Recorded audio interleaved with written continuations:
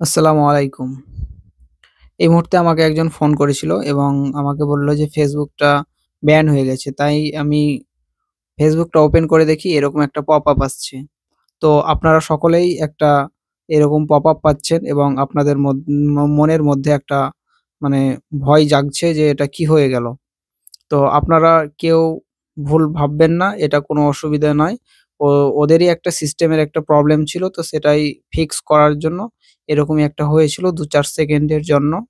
তো আপনারা এই ভিডিওটি পাওয়ার আগেই দেখুন মনে হয় ঠিক হয়ে গেছে বা আমার ভিডিওটি আপনাদের কাছে পৌঁছানোর সঙ্গে মনে হয় ঠিক হয়ে যাবে। আশা করি আপনারা বুঝতে পেরেছেন। আর যখনই লগইন এর এই পপআপটা আসবে তখন এই ওকে তে ক্লিক করবেন না। ওকে তে ক্লিক করলেও কোনো সমস্যা নেই।